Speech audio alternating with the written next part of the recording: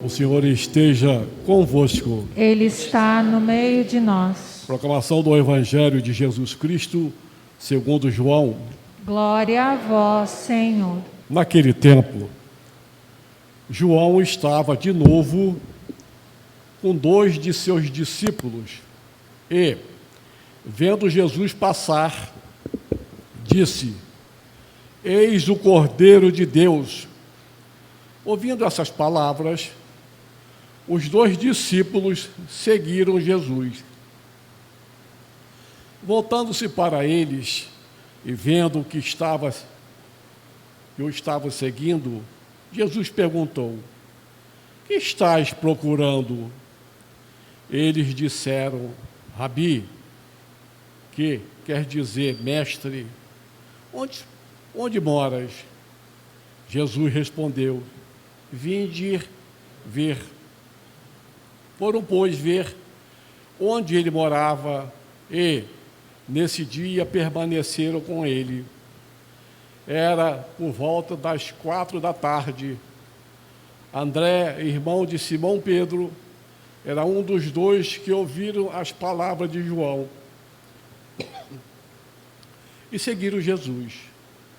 Ele foi encontrar primeiro seu irmão Simão e lhe disse: Encontramos o Messias, que quer dizer Cristo. Então André conduziu Simão a Jesus. Jesus olhou bem para ele e disse: Tu és Simão, filho de João. Tu serás chamado Cefas, que quer dizer pedra, palavra da salvação. Glória a vós, Senhor. Querido diácono Lino, meu querido irmão, os queridos irmãos e irmãs, estamos no tempo comum, voltamos ao tempo comum, depois das solenidades do Natal do Senhor. E o tempo comum, ele tem uma espiritualidade, verdadeira espiritualidade, que nós poderíamos chamar de a espiritualidade do discípulo. Mas, padre, o que significa a espiritualidade do discípulo? O que é isso? A espiritualidade do discípulo é a de ser capaz de contemplar a humanidade de Cristo, ouvir as suas palavras, reparar nos seus exemplos, meditar os seus milagres e, a partir daí, encontrar a sua divindade, encontrar que Jesus é Deus. Esta é a espiritualidade do discípulo. E se nós prestarmos atenção nos evangelhos, nós vamos ver que é exatamente isso que acontece. Em primeiro lugar, há um encantamento com Jesus. Ele é um homem que encanta. Diz o Evangelho: as suas palavras têm autoridade, não são como as dos mestres da lei. Quem é este homem que até os demônios obedecem? Quem é este homem que até o mar se acalma com as suas palavras, que os surdos faz ouvir, que os cegos faz ver? É a humanidade de Cristo que encanta em primeiro lugar e chama o discípulo até ele. Porém, não para por aí. Não é somente uma palavra de sabedoria que enche o meu coração ou um ensinamento novo que me parece muito lógico e muito bom. Não é isso. Ouvindo as palavras de Cristo, os seus discípulos perceberam que eles mesmos ficavam cheios de vida. É uma vida nova. Em primeiro lugar, sempre existe aquela discussão, né? Quando Jesus ensinava, por exemplo, sobre o matrimônio, ou sobre tantas outras questões do Evangelho, em que havia uma disputa, haviam as pessoas contrárias a Jesus, mas também tinham aqueles que, ouvindo a palavra do Senhor, percebiam que no seu interior surgia uma vida nova. Pois estes são os discípulos de Cristo. As palavras de Jesus não só me ensinam a viver como a de um mestre, elas me dão a vida. Onde iremos, Senhor? Só Tu tens palavras de vida eterna. Essa é a experiência do discípulo. E nós vemos então que nos evangelhos, aquilo que no início é um conjunto de nomes, né? Pedro, Tiago, João, André, Filipe, Natanael e tantos outros, né? Acompanhados com uns apelidos, né? O pescador, os filhos de Zebedeu, o cobrador de impostos, né? Com o tempo, lá no mesmo evangelho, começa a mudar. Aquilo que eram diferenças de lugar, de profissão e de família, começam a ser uma unidade. Já não é mais João, o irmão de Tiago. É João, discípulo de Cristo, discípulo amado. Já não é mais Pedro, pescador. É Pedro, discípulo de Cristo. Com o tempo, esse grupo de pessoas diferentes vão se unindo nos discipulado de Jesus, até o ponto que logo depois da ressurreição, esse título, que é um pouco grande, né? Discípulo de Jesus Cristo, ganha um apelido que o simplifica. Quem são os discípulos de Jesus Cristo? São os cristãos. Nos Atos dos Apóstolos diz, logo depois da ressurreição, que em Antioquia foi o primeiro lugar onde os discípulos foram chamados de cristãos.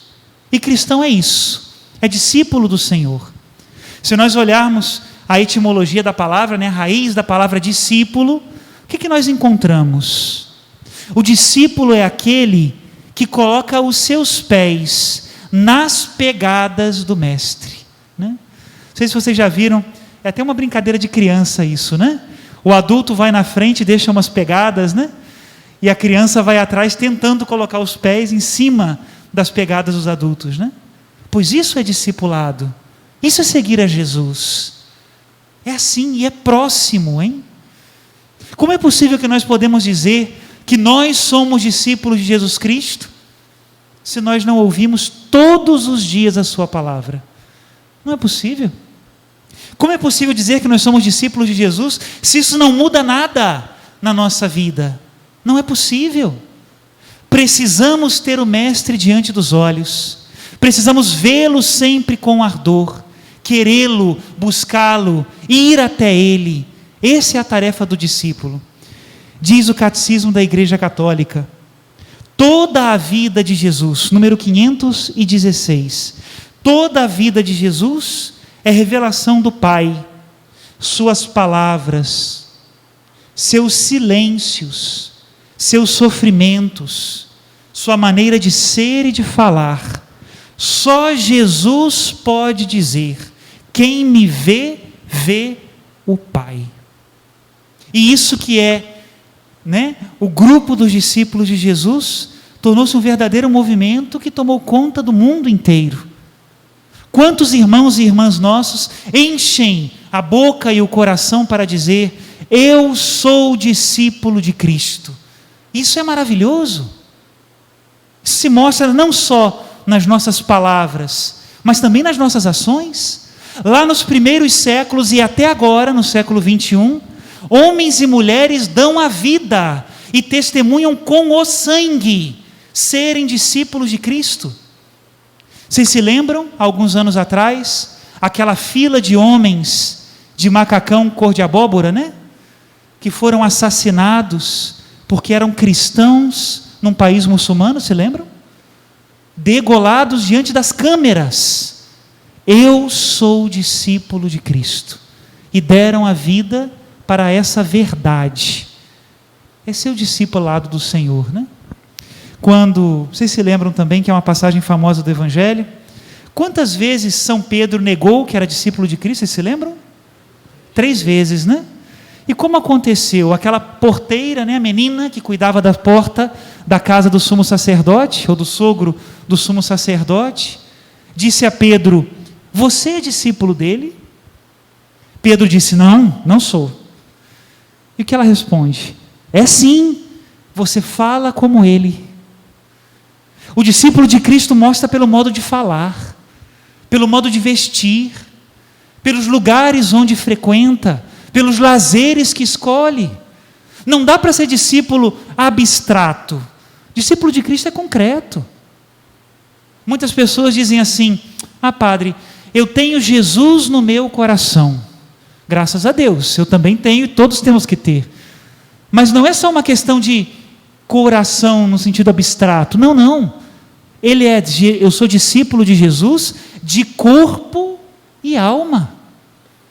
Vai dizer São Paulo na segunda leitura: porventura ignorais que os vossos corpos são membros de Cristo, que são santuários do Espírito Santo, que mora em vós e que vos é dado por Deus?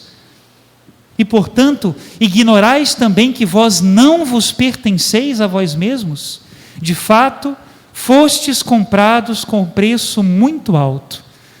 São Paulo também vai dizer: o vosso corpo não é para a imoralidade, vosso corpo é do Senhor. Ser discípulo de Cristo é isso, de corpo e alma. Eu recolhi alguns testemunhos dos primeiros séculos, mas eu não vou dizer todos, né? Dos 3 que eu escolhi, esse já é a terceira vez que eu repito nas homilias desse final de semana, porque eu gostei muito, né? É de uns mártires que foram assassinados na França no ano 177, logo no início do cristianismo, os chamados mártires de Lyon.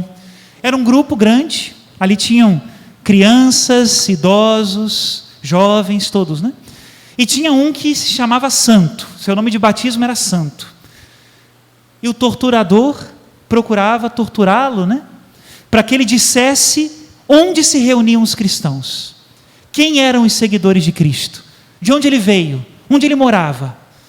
Interessante, a todas as perguntas o mártir só respondia uma coisa: sou discípulo de Cristo. Em latim, Christianus sum. Onde você mora? Sou discípulo de Cristo. Qual o seu nome? Sou discípulo de Cristo. Qual é a sua família? Sou discípulo de Cristo. Que era a única acusação que tinham contra ele. E ele não a negava, ele a proclamava. Mais um testemunho que também é bonito. São Policarpo, também dessa mesma época do século II, só que lá na Ásia, quando tentaram dizer para ele: insulta a Cristo e nós te liberaremos, ele respondeu: faz 86 anos que sirvo a Cristo e nunca me fez mal algum. Como poderia blasfemar contra o meu rei e o meu Salvador? Se finges não saber quem eu seja, ouve, portanto, aquilo que te digo com franqueza: sou discípulo de Cristo. É isso. Como seria diferente se nós entendêssemos esse discipulado como algo que obriga a nossa vida, né? E essa é a espiritualidade do tempo comum.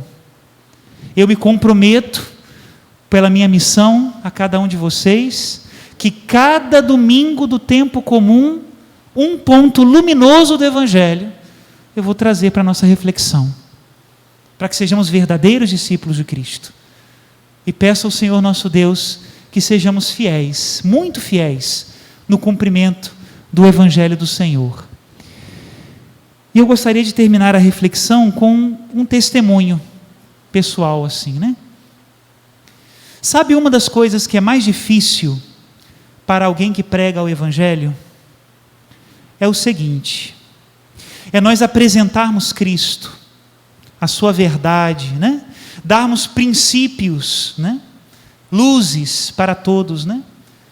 Mas não controlarmos nem teleguiarmos ninguém. Vocês desculpem o que eu vou dizer agora, talvez uma linguagem assim, mas isso é verdade. Eu não quero transformar a Assembleia num grupo de vaquinhas de presépio, mas de jeito nenhum, com todo respeito com as vaquinhas e com os presépios, não. O pregador não é aquele que vai dizer exatamente o que você deve fazer, não. Eu falo de Cristo e te ajudo a discernir, mas você é discípulo do Senhor. Eu digo isso porque nos tempos que nós estamos vivendo, né? Está todo mundo querendo controlar todo mundo, né? O padre não tem que dizer qual é o seu partido político, nem qual é a sua opção de vida, não é a minha missão. Tenho outras coisas para fazer, mas isso não. Mas eu digo sim, com muita tranquilidade, que você, como discípulo de Cristo, na sua consciência, procure o bem e a verdade para você e para os seus irmãos. Foi isso que Cristo nos ensinou. Louvado seja nosso Senhor Jesus Cristo. Assim seja louvado.